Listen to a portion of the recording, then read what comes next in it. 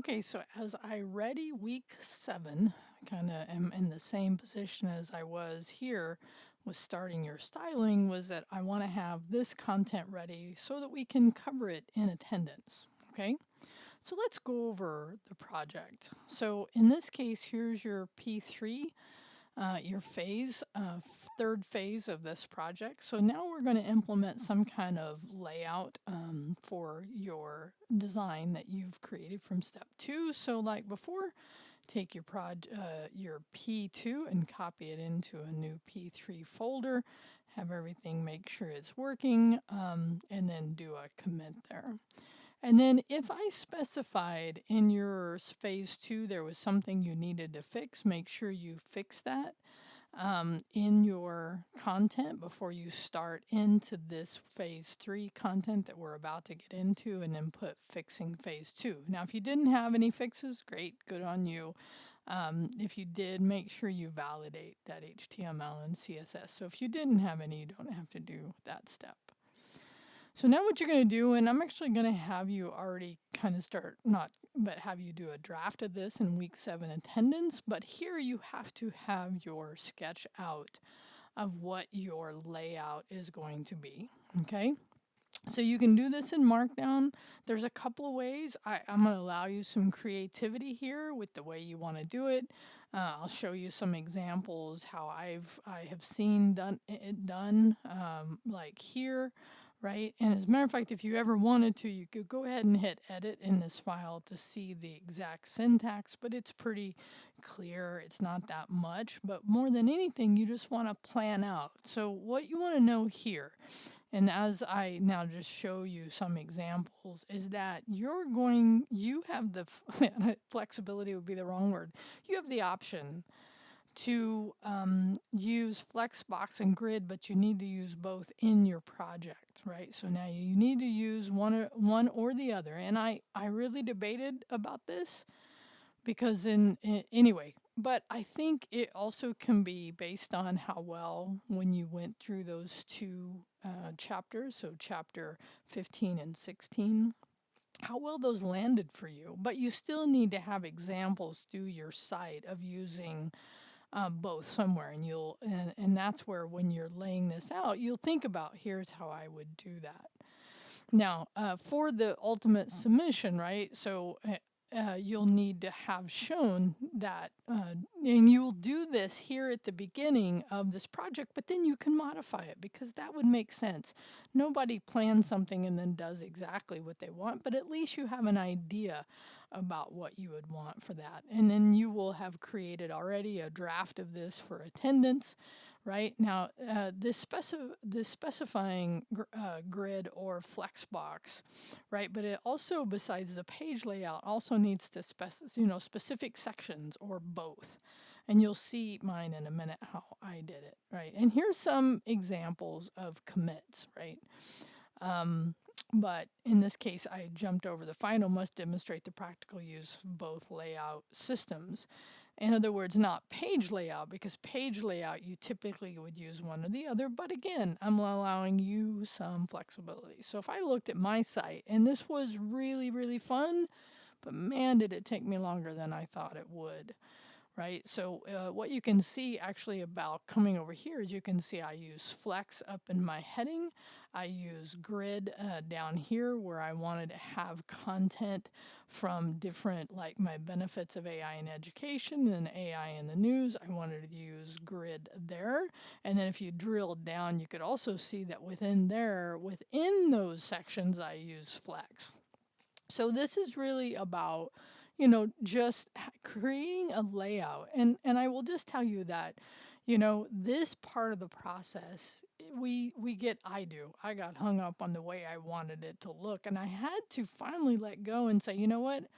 It's as good as it's going to get right now. Now, and what's hard about this is when you look at mine, the idea is not to compare yours to that, right? I mean, it could be better for sure. Some of you may very well create better looking sites. Well, what I ended up doing on mine was I moved my navigation up to the top. I gave a logo. Again, if you wanted to look at my flex here, and that's what I love about DevTools, it really shows you how this flex works. And you can see over here, I use flex wrap and then the space between, and then I lined at the start, right? So you can see some of the ways I've done this for my particular style that I wanted to do. So you're going to do that. Now, this is an iterative process. And what this means is you kind of take a stab at it and then you keep going and you look at some other things like maybe your images, or you're going to add this new page. And maybe there you kind of, as you're doing it, you're like, you know what? I actually want something a little different.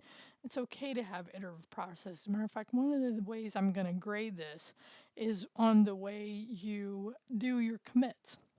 Now, commits are always important in this class, but specifically for this one, and I'll give you some samples in a minute. Now, in this case, you're also going to add one new subpage, but this subpage is not part of your menu, and it does need to be in your site.html.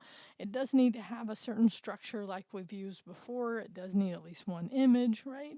So for me, what I did is under my Y, I actually linked to cyber security. Where did I put that? Oh, I must have put it in one of my summaries. It's like you forget where you put things, right? Hold on, now I gotta find it. Took me a minute right here. So the idea on a subpage is that it is linked from one of your menu pages. It's not added to your menu page, right? So then there, oh, I can see I have a broken image, so I gotta fix that as well. Right, but it's consistent in the sense that you have a consistent menu, right? I ended up having a logo text, but the idea is that you have a new subpage, right? Make sure it's valid. Then add commit, adding and linking new subpage. Now here is where I'm going to allow some flexibility again. You want to have responsive images. I noticed on mine, I'm still working on this. I'm not quite done. I talked about the intrinsic value and attributes and that you shouldn't go over 2x based on the way you're going to scale them. So for me, I ended up realizing I still need to do this one, but down here I have an example of one.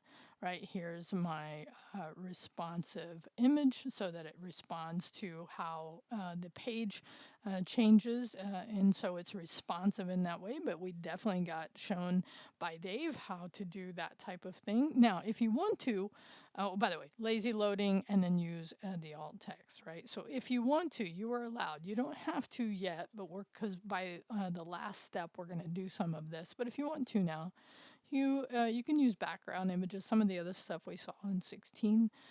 We're definitely going to use this cover somewhere in your site. I'm going to end up doing it here. Matter of fact, that's why I put this space here, because I know I'm going to end up using a cover to a hero section on that as well. Okay. And by the way, I will have already at this point talked about my issue with the validator, so just make sure you validate. And I'm going to end up using probably ChatGPT, because I found out over the weekend after spending a ton of time realizing the one I was using was not working.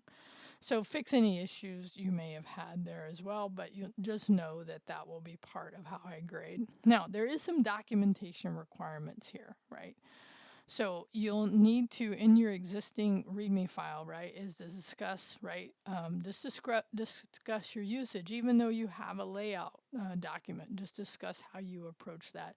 Discuss a little bit the new page and your image. And I call this optimization, but really it's beyond optimization as well, because, I mean, responsive images are a way to optimize, which is good. Right, now you should update through your phase 3, right? So, and this would be where, like, if you were to, I did this, like, I had some sticky content down here. I had some absolute content, but I ended up taking that off. I think I will add back later. But if you take something off from phase 2, just note that way. If I look at it and I'm like, hey, man, there's a major difference between these two. Major it would be flagged to me, but minor, just I'll look at your document to see how that happened. And I already talked about the layout here, right? So in your CSS, explain where and how it's used. And then here's some good commit messages. So what you want to do, and this is what I will look for, I really actually also spent some time thinking about, if I should say a number of commits. But more than anything, what I'm going to look at is your commits as a description for what they're doing. Like if you only had 2 commits for this project, I'm telling you it's going to hurt your grade because it really doesn't show me your thinking process and your ability to say, okay, I finished that, now I'm going to do that. And it's okay to go back to something that you realize, oh, you know what, I want to add a little more to that as well. Okay, and so there's the breakdown of it. And so this is where I talk about, again, I struggled with giving a specific here, but I decided to, right? 12 to 20 is probably a good, it's authentic, logical process across the project, right?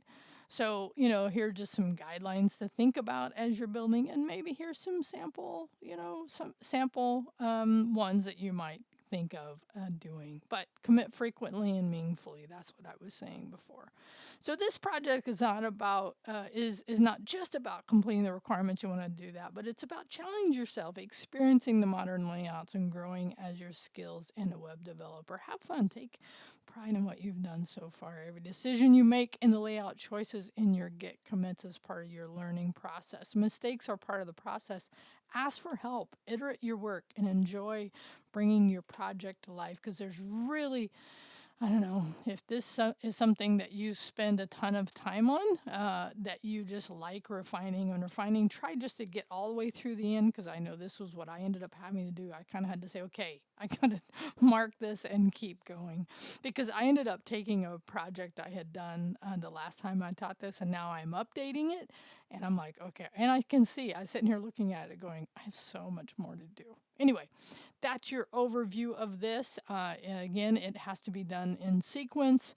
You can't just jump to this part. You need to have done these in sequence. That's why this one is not published yet, because once I do this video, it will be there. So now I'm going to go and look at week 7 attendance to give you that, pre-focus on that layout sketch. All right, hope this helps. Let me know if you need anything. Remember, Zach is in the simple syllabus. My office hours are there as well. Please reach out if you need help.